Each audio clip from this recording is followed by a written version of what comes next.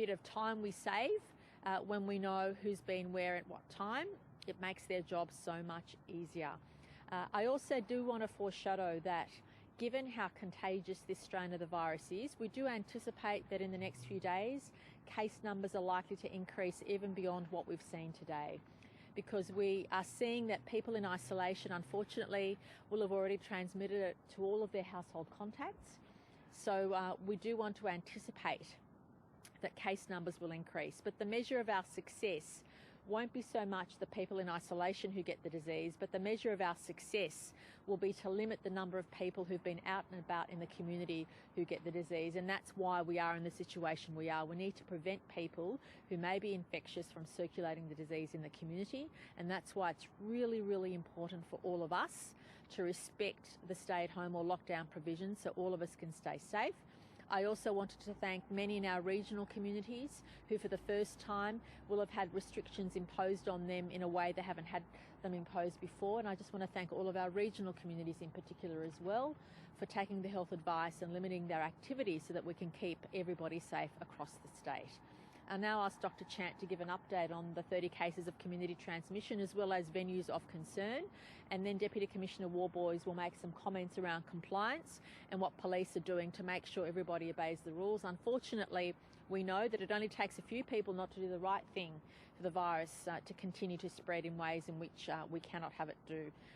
And then after that, we'll take your questions. Thank you. Thank you very much, Premier. So New South Wales recorded 30 locally acquired cases of COVID in the 24 hours to 8 p.m. last night. All of these cases are linked to the Bondi cluster. 11 of the cases were in isolation throughout their infectious period, and a further 3 cases were in isolation for part of their infectious period. As the Premier has indicated, what we're hoping is over coming days that we announce cases that have been in isolation for their full infectious period, and therefore there has been no one else in the community potentially exposed. 2 cases were overseas acquired in the 24 hours to 8 p.m. last night, bringing the total number of cases in New South Wales to 5,567. There were 52,048 tests, and can I thank the community? We haven't tallied the numbers, but we suspect this run of testing to surpass even that of the Northern Beaches in response to the Avalon cluster. Don't hold me to that till we do those numbers, but certainly it's been a massive response to the community. We do need to maintain those incredibly high testing rates as we flush up any unrecognised cases. We have got 1 person in ICU, but they are not ventilated. And the majority of our COVID cases, which is 79 that New South Wales Health is currently caring for, the majority of those are in the special health accommodation or being treated in out-of-hospital care. In terms of updates about significant clusters or trains of transmission, we have 10 new cases linked to the Great Ocean Foods seafood wholesaler in Marrickville. And this brings the total number of cases acquired through the Great Ocean Foods to 11, not including the original source case who worked there whilst infectious. So can I reiterate my comments from yesterday where I asked that any person and their household contacts who attended or directly received a delivery from Great Ocean Foods from Monday the 21st of June to Friday the 21st of June must immediately call New South Wales Health on 1800 943 553, get tested and isolate until New South Wales Health provides further advice. And given those potential exposure periods date back a number of days, I am asking for the whole household of those individuals to isolate and also get tested and ring that call number to get advice. We've had some additional cases associated with the West Hoxton birthday party. And again, this is to be expected. There's 2 factors here that cases may well have transmitted to their households, and so we see a long tail of cases linked to this. Again, our index will be whether all of those cases are contained and not added any new days of exposure, infection to the infectious days, exposure days. There are one of the cases that were linked to the Great Ocean Foods outbreak was a flight crew, and we've been working closely with Virgin Australia and our colleagues in Victoria and Queensland overnight. A public health alert was sent out last night, but there were a number of Virgin flights. Flight number VA939, Friday 25th of June. The departure location was Sydney at 11:51 and it arrived in Brisbane at 1:25 p.m. On Friday the 25th of June, a Virgin VA334 that departed Brisbane at 2:59 p.m. and arrived in Melbourne at 5:16 p.m. Virgin 827 departed on Saturday the 26th of Melbourne at 9 o'clock and arrived in Sydney at 11:14. And BA 517 that departed on Saturday the 26th of June and arrived in Sydney at 11:14 a.m. Departed Sydney at 11:14 a.m. and arrived at the Gold Coast on 12:40 p.m. And then VA 524 that travelled on the 26th of June from Gold Coast at 1:26 p.m. to Sydney at 2:47 p.m. We had texted from the manifest people that had been on those flights, but in case there were any protocols, text messages that didn't get received, I'm alerting everyone in the community to be vigilant and to check the website for those flights, and we ask you to immediately isolate and get tested. I can report that the sewage in Burke, previous retests have indicated that that we've detected no new fragments of the virus, so that's pleasing. Those samples were collected on 2 occasions on Friday, and they revealed no fragments of the virus. In relation to our sewage surveillance, in Port Kembla, we have got a positive detection in the sewage. We are unaware of any absolute cases in that catchment area, but we are aware that there are some contacts of the cases. So we are reaching out to those individuals and arranging retesting of those individuals just to check that they have not, they are close contacts and have been isolating, so would not pose any risk. But as a precaution, we're warning the population there.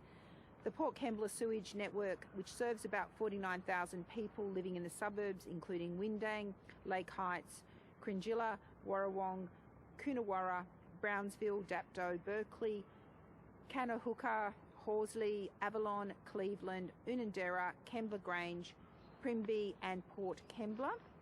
So we're asking people in that community to be alert for symptoms.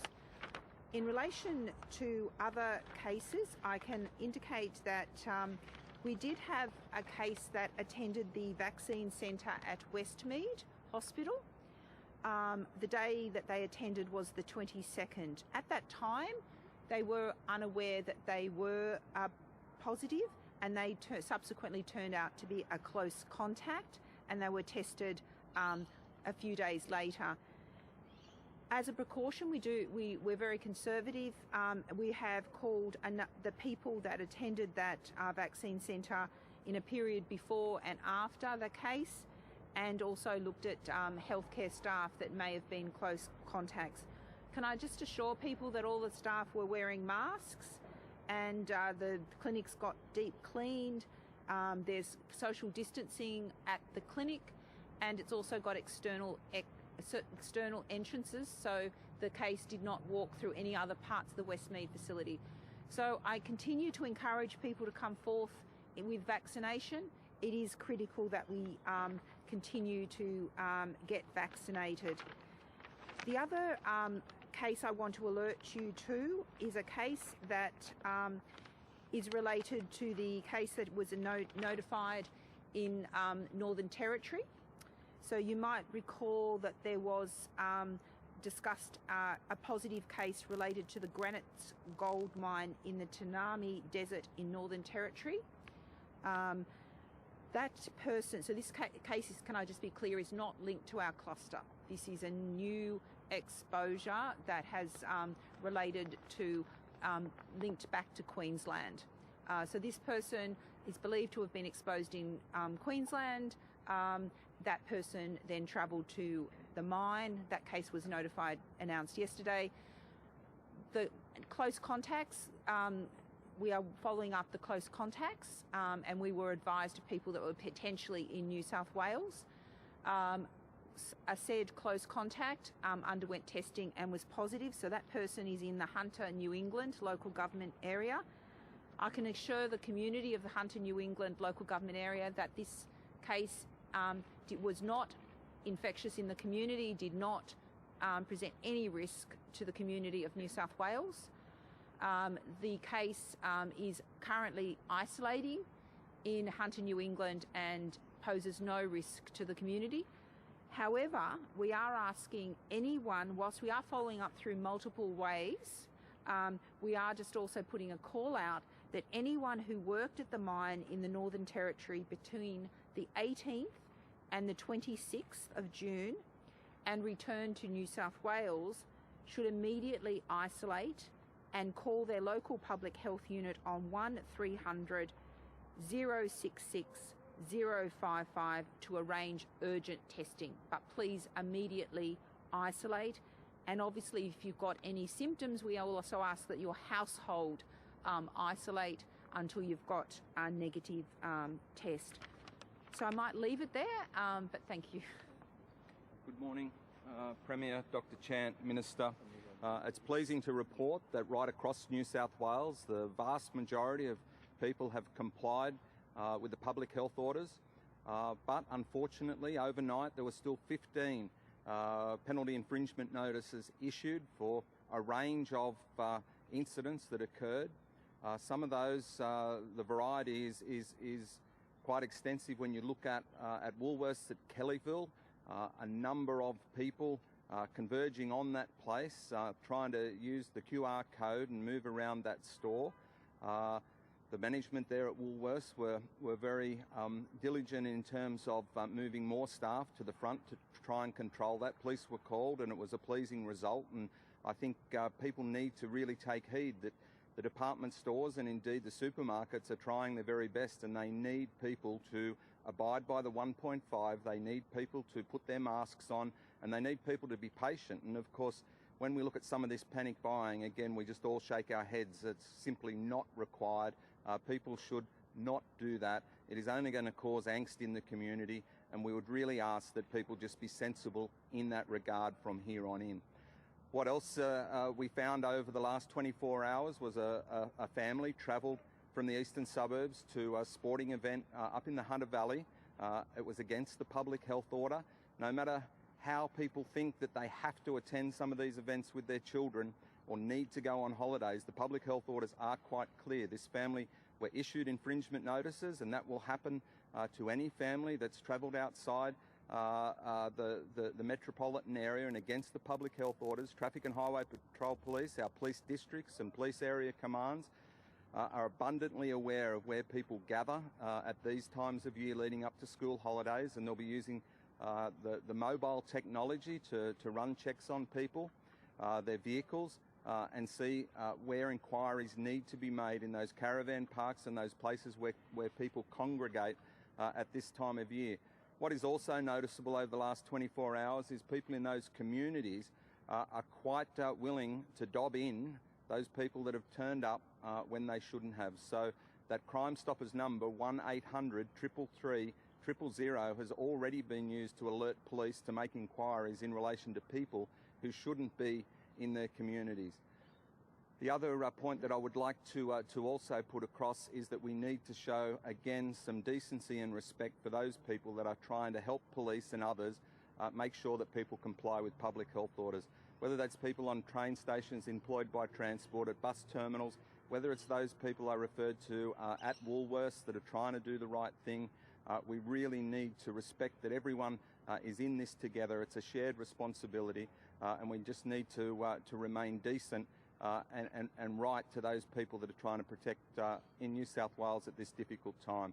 The other incident that I would highlight is a cafe down in the Illawarra where police were called to that cafe and there was an absolute clear resistance of the cafe owner and those people at front of house to actually wear a mask. It is clearly irresponsible. The community, when you look at social media, was certainly against that stance taken by the cafe, and in fact police had to issue infringement notices, and we'll follow that up in the coming days to make sure that they comply. Thank you.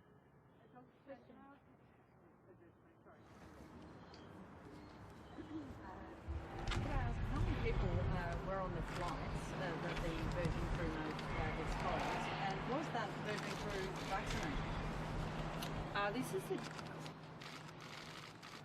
I'm not aware, I haven't been advised of the status of the flight crew, but it is, just to be clear, these are domestic flights.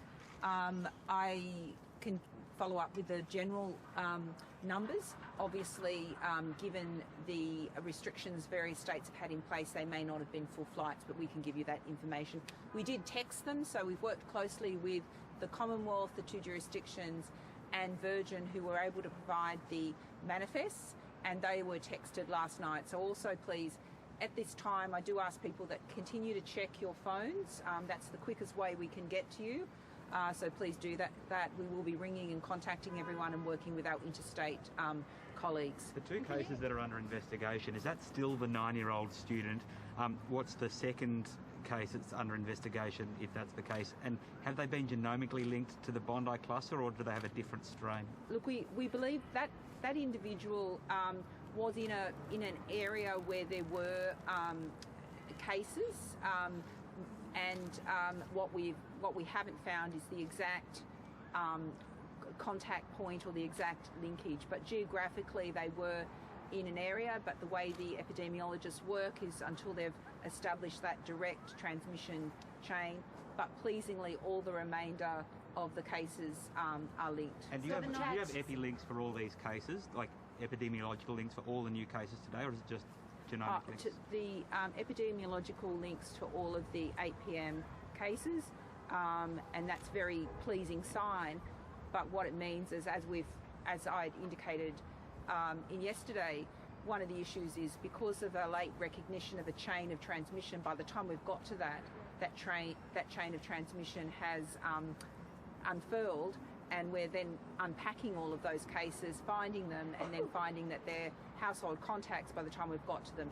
So that's why we were seeing a large number of new cases coming through that had not been in isolation for their infectious period, and at a number of growing exposure venues. We really hope that will turn around, and I'm hoping that by tomorrow we will gradually see that we're reporting cases, and as I said, because of the infectious nature of this, we are expecting those household transmissions to continue to occur. Dr. Chant, regarding the Virgin flight, just to be clear, is it the one person went to Great Ocean Foods, the crew member, and it was the one person then has flown on all those various flights? No. The one person who was at the Great Ocean Foods outbreak, obviously we look at household contacts of people that worked there, and this has been a household contact or a close contact of someone who works at Great Ocean Foods, that person unknowingly. And so I just ask the media, this is not about blame, that person wouldn't have had symptoms. And what's positive is that we're picking up that the flights are relatively recent, and obviously it's something we don't want to have occurred. And one of the protections we've got in place is probably everyone has been aware that right throughout, even if any state had no restrictions, we still required people to be on flights wearing masks, and the hostess, the flight crew and other flight crew were wearing masks. And the reason for that is we've been concerned about flights because of the rapid movement between states, and so those additional protections, and I'm received advice from Virgin that they are very stringent with those requirements. So the task ahead of us is making sure we get the message to all of those individuals on those flights, work with our colleagues interstate and get testing, and then we'll be able to assess whether transmission has arisen. But we've got those other layers of protection, which were the masks. Dr. Chant, are our contact tracers now facing a backlog, given that a number of cases the last 2 days, they've been infectious in the community for some time? Look, the advice I've had is we've been actually getting to cases quite well, and and I just want to applaud the role of the contact tracers. I think it's suffice to say they were a little relieved when they know that over the coming days they will have a reprieve in the sense that hopefully their workload will decline because they won't be having so many large venues. The other place that I did just want to briefly indicate also to just call out specifically was the Crossroads Hotel. There was again another positive person who attended that linked to the Ocean Foods cluster, and they attended an event at Crossroads on the 23rd of June, and all people at the Crossroads between 7 p.m. and 10:30 p.m. are defined as close contact. So again, I want to acknowledge the support of the Crossroads Hotel.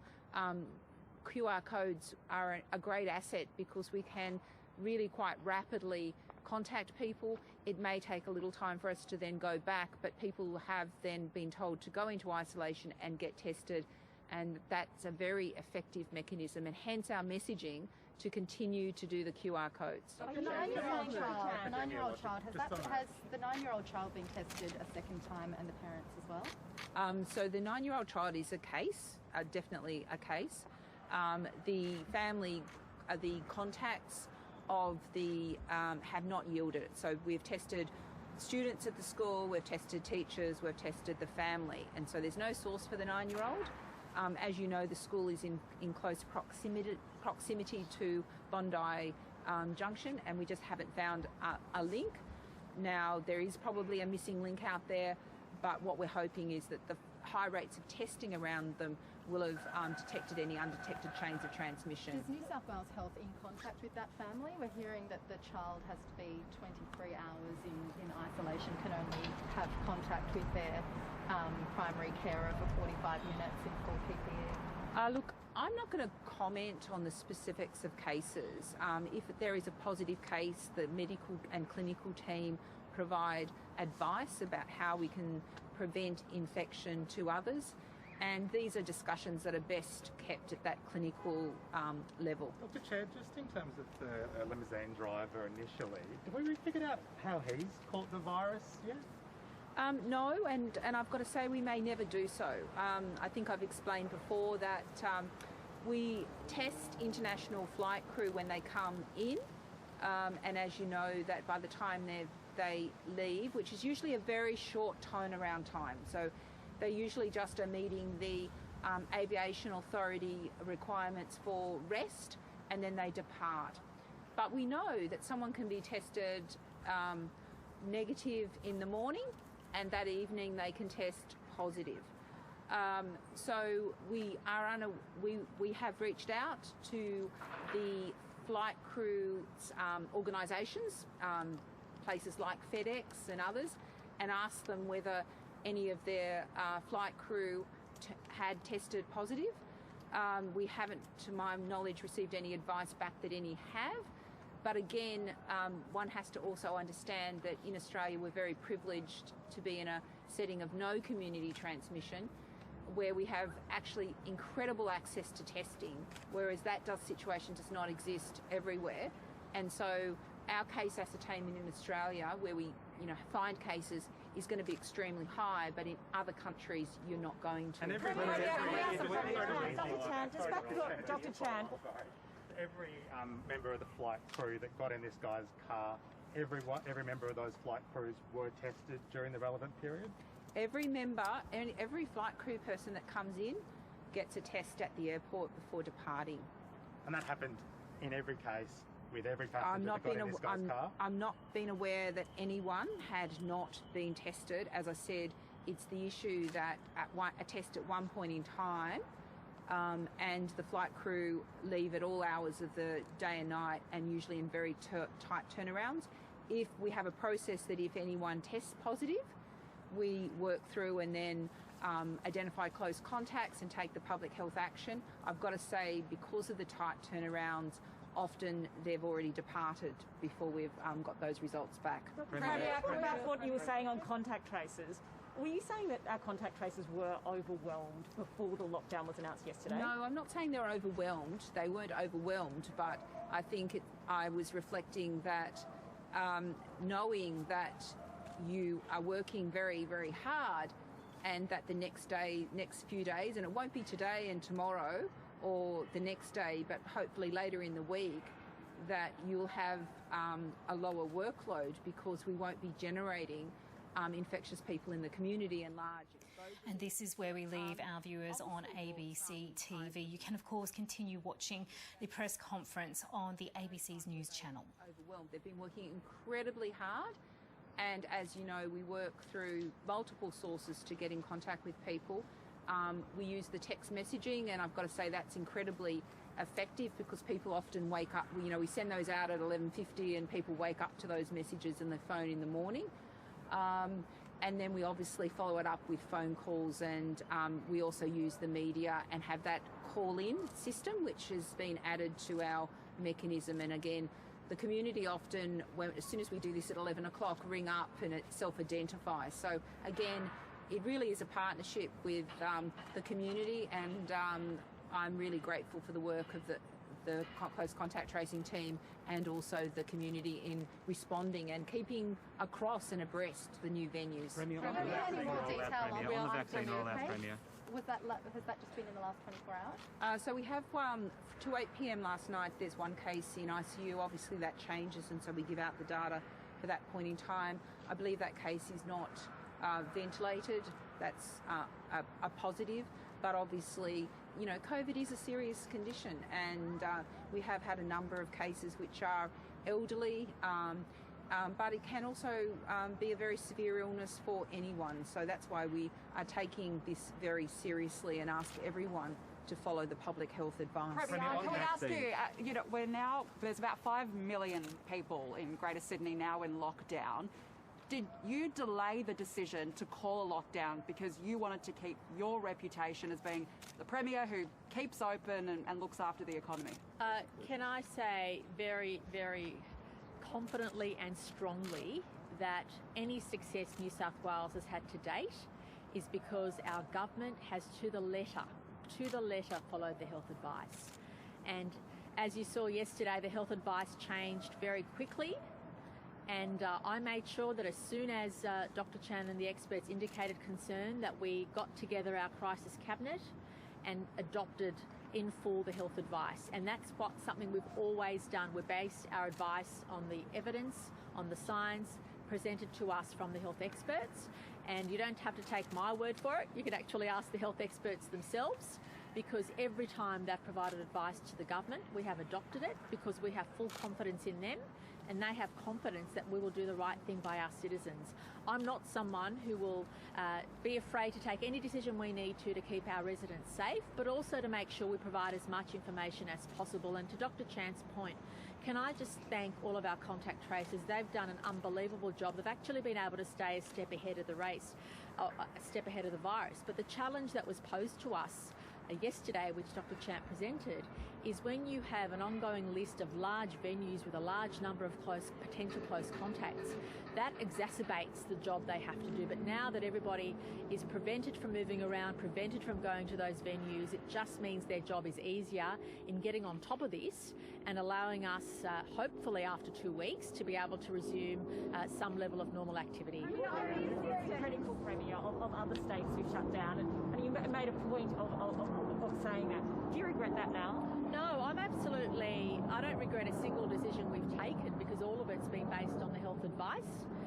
But also, when you're making a major decision to lock down millions and millions of people, you have to make sure it's based on the health advice, and not because you want to turn up with 0 cases every day. We based all of our advice on balancing the health advice that we were given with making sure our citizens were given that information. And so these decisions are big decisions. It's not a decision you take lightly when you lock down literally millions and millions of people, but that's based on the health advice. And I'm happy for any health expert to be asked any time of the day whether or not the New South Wales government has followed their health advice. And I'm prepared to, if Dr. Chant wants to answer that question at any stage. But I want to reassure the community, I've never cared what people think about me. What I do care about is keeping people safe and not putting burdens on them unless we absolutely had to. Yesterday was a day where we had no other alternative. We had to. And that's a decision we take to keep our community safe, but also during the course of the next few days and weeks, make sure we keep everybody and provide as much information as possible to provide as much certainty as possible. We know when people are thinking about jobs, thinking about work, thinking about their own personal circumstances, they want as much certainty as possible, and that's what we intend to provide. Health experts, months ago, health experts were raising. Sorry, I'll go here and then here. Yep. Ausgrid has announced power outages this week, particularly in the east. Would you encourage them to delay any work while people are stuck at home? Look, I'm not aware of that, but obviously we just ask people to be considerate of the fact that most of us will be spending most of the time in homes or in residences as opposed to anywhere else. And we just ask all organisations to take that into account. Obviously during this time, freight and logistics becomes particularly important. And to reiterate Deputy Commissioner Warboys' comments earlier, please don't panic buy. There is every opportunity to make sure that you can buy anything when you need it. We ask people to be responsible, but when you are out and about buying necessary items, please wear a mask, please hand sanitise, please keep social distancing. Mask wearing is only one of a number of things we need to do to keep each other safe. And what we really need to appreciate, and Dr. Chant's update on all the venues highlighted this, is every time we step out of the home, we have to act as though we have the virus or those that we come into any physical proximity with have the virus. And that's really important. We don't know necessarily if we're a close contact until health notifies us. We don't want to know that unintentionally we've given the virus to others or unintentionally infected or subjected others to isolation. So it's really important when you leave the home to act in a way that you have the virus or that anybody you come into close proximity with has the virus. So for example, we've said it's okay to exercise with up to groups of 10 outdoors without a mask. We want to encourage that because it's the only opportunity people have to safely be outside their homes without a mask, interacting with others. But whilst you're doing that, please maintain your social distancing. We don't want anybody in that group of 10 to unintentionally spread the virus to the other 9 people. So just be extra cautious. Know that every time you leave the home, you could have the virus, somebody you're in physical proximity with could, and just be extra careful because the last thing we want to do is infect those that are closest to us. Do we need to rethink the vaccine? Do we need to rethink the vaccine rollout, in particular on eligibility? We've got people in their 20s and their 30s who are feeling pretty crook. I mean, Adam Marshall said he felt like he was hit by a bus. These people can't get a dose of the vaccine yet. Will you move that eligibility to 30 to 39-year-olds now? Well, the challenge is we have literally millions of people in New South Wales that want to get the vaccine. We can't control, the state government, the New South Wales government can't control how many doses we get. But what I want to assure the community is whenever we're provided with those doses, we're getting them in arms. And can I make this point? I was really pleased that in the last few days, we got through the 2 million jabs milestone in New South Wales. Can I please encourage those of you who've had your first AstraZeneca, please go back to get the second one. Don't hesitate. I've had both my shots. If the first one hasn't affected you adversely, the second one won't. That's the best advice from the health experts. And can I also encourage those of you who are eligible for the vaccines to go to your GP or to the New South Wales health hubs. Pleasingly, our hubs in New South Wales are exceeding about 100,000 jabs a week, which is a great outcome, and we hope to see that number hold up or even increase in the next few weeks. In relation to your health orders, Premier. The third state of origin will be moved out of Sydney. Well, look, those conversations are happening, and that I would assume would depend on how the situation looks in the next little while. In relation to the health orders, Premier, in relation to the health orders, Premier. During this time? Whether we're in an outbreak or a lockdown or otherwise, the New South Wales government has always said, give us more vaccines. That has always been our position. I think you can see on the record, I've always demonstrated our sense of urgency. What this outbreak in New South Wales has demonstrated is that no matter how good your systems are, no matter what situation you're in, it's not until the vast majority of our population is vaccinated that we will be able to protect our citizens. That's the bottom line. In a pandemic, we don't know what variants will emerge in the future. We don't know how transmissible those future variants will be. But what we do know is that early indications are, certainly in New South Wales and across Australia, that those who've been vaccinated do have that added layer of protection. We are seeing instances, and Dr. Chant perhaps in the next week or so will be able to give some further comment on the fact that those who've been vaccinated have demonstrated quite good resistance to this variant as opposed to those that haven't. And that is That is basic science, and so obviously the more of our population vaccinated is the only way in which we can be assured that our citizens will be safe and have a COVID normal existence until this pandemic is over. On that point, what percentage of vaccinations in New South Wales would you be happy with to avoid a lockdown? Yeah, well, look, I said some weeks ago, I went out on a limb and said once we have 10 million jabs in New South Wales, which would be about 80% of our adult population, we can start having those conversations. I said that quite a number of weeks ago. We're at 2 million jabs. Once we get to 10 million jabs, we can start having those conversations about what COVID normal looks like. But also we have to remember under those circumstances that if you're not vaccinated and the vast majority of the population is vaccinated and moving around freely, that you will be obviously in danger of getting the virus and being subjected to its consequences. So we know there's great demand in New South Wales. What we need is those doses, and clearly we've been advised that, you know, in the next few months those doses will increase, and that's welcome news. What I do know is through the surveys that customer service has done through the millions of people on our app, that there is a high demand for the vaccine. People are keen to get vaccinated in New South Wales, and we're keen to provide that as soon as those doses are made available. Sorry, is 2 weeks long enough? Is 2 weeks, a 2 week lockdown long enough? The Avalon cluster, I think, had 30 cases at its height, took weeks to get under control. Is 2 weeks enough? Well, look, that's the best health advice we have, but I will ask Dr. Chant to comment on that. When she gave us her advice yesterday, she recommended 2 weeks, which is the advice we accepted, and I'll ask her to comment further. So obviously we want sufficient time. Oh, sorry. Sorry. We obviously wanted sufficient time to bring this outbreak under control, and 2 weeks we deemed as necessary. Shorter outbreaks really just are about catching up, whereas we really want to get to know community transmission as soon as possible, basically extinguish it. The situation in the Northern Beaches cluster was interesting because we actually had 2 outbreaks occurring at the same time. So we had a Berejiklian cluster associated with a transport driver who was infected occurring at the same time as the cluster in the Avalon cluster. And at that time, we were fighting 2 different clusters, and therefore it grumbled along. What's interesting with this case is I was reflecting with the team. If we go back on our website, for those that are interested, we've got the epidemiological reports that are done weekly. And if you go back there, you'll look at the number of unlinked cases that we had each week. And if you go back to that period, both with the Crossroads and also the subsequent Avalon and Berejiklian clusters, you'll see that during those periods there were actually quite a lot of unlinked cases. So what's been fascinating at the moment is, despite the high rates of testing, the cases in general, except with a couple of exceptions, have been really clearly linked once we found that missing case. So that missing case was the key to the puzzle, but what that missing case did was identify this whole chain of transmission, which is what we've got to mop up at this moment. Now, obviously, we have to be very cautious and look at the data every day, but that was why I'd indicated that if we all take this very seriously, we will maintain those testing numbers, then 2 weeks may be sufficient for us to have that comfort.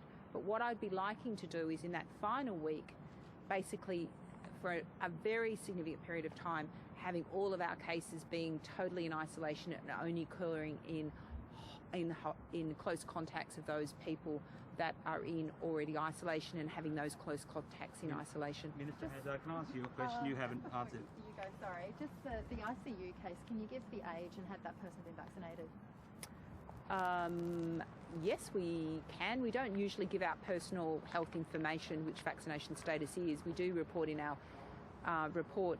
Perhaps we'll collate some of the information on the status of vaccination status. So let me just think about how to best give that.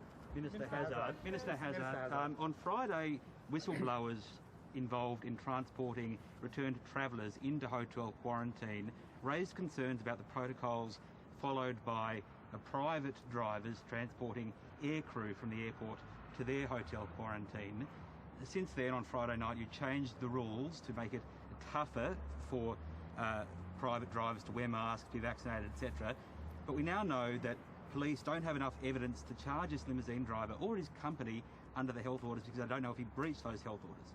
Is changing the rules on Friday an acknowledgement of a policy failure on your behalf when you changed the rules in December? All the way through this pandemic, this 1 in 100 year pandemic, there have been an evolution of circumstances, but the drivers and workers who are picking up people from the airport had very clear guidelines that were expressed by the police to them through their management of that situation.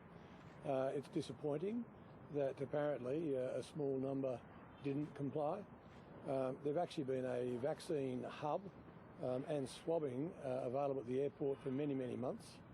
I'm absolutely dumbfounded, to be honest, how anybody who is bringing somebody in from an international flight could think that it's okay not to comply in every possible way. Hang on, James, I'll finish, thank you. And as I said now, 3 times in 3 days, you weren't here for any of those, you can't legislate for stupidity. We have now put in very hard black and white law that for even those who don't want to comply with the common sense guidelines and the guidelines that were laid down in black and white by the police, it's there now and it carries sanction. But Minister, if the initial guidelines were sufficient, Sorry, if the initial guidelines were sufficient and clear enough, Sorry, James, what? If the initial guidelines were sufficient and clear enough, why did you need to change the health order James, on I've just Friday? answered that, and seriously, you need to get on with the real game. Yes, sorry. Just to clarify, under the letter of the law in the public health order as it stood before Friday, this driver didn't need to wear a mask. Is that correct? What is clear is that the clinical the guidelines Sorry, were the public health order, the actual law, not the guidelines. But the guidelines were laid down as part of the conditions, OH&S requirements by the police. The police understood they were complying. We understood they were complying. But as an abundant caution, there are now those orders in place. But was it an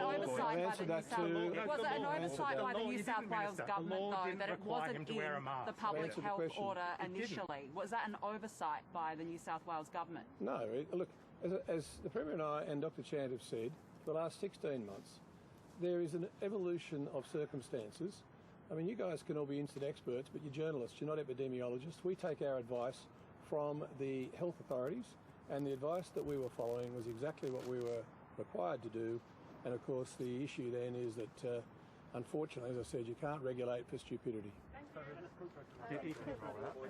you expecting a bump in the number of vaccines administered like we saw in Victoria, and do you have the supply to maintain that?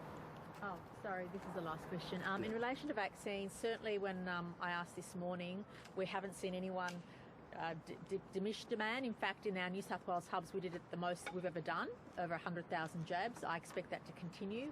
Please come forward to get your vaccine. Don't let that be a reason not to leave your home and get the medical attention you need. But I know that the more doses we have, the more people will get the vaccine. But I do want to encourage those of you who are up for your second jab of AstraZeneca, please don't hesitate to get that. And of course, for those of you over 60, please make sure you get the AstraZeneca because that's the best health advice.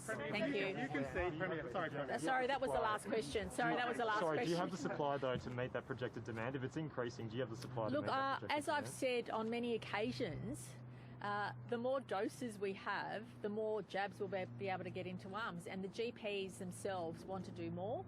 More GPs want to come online. And as you know, I've had those conversations with the federal government to get more GPs want to do more, and they should. Because when all the GPs do more, when the New South Wales health hubs are active, as well as in future pharmacies, which we'll have something to say about in the next few days, that will mean that we have increased capacity to get those jabs in arms. What we don't have is more supply, but we're looking forward to that increasing in coming weeks as we've been advised. Thanks, everybody. Thank you.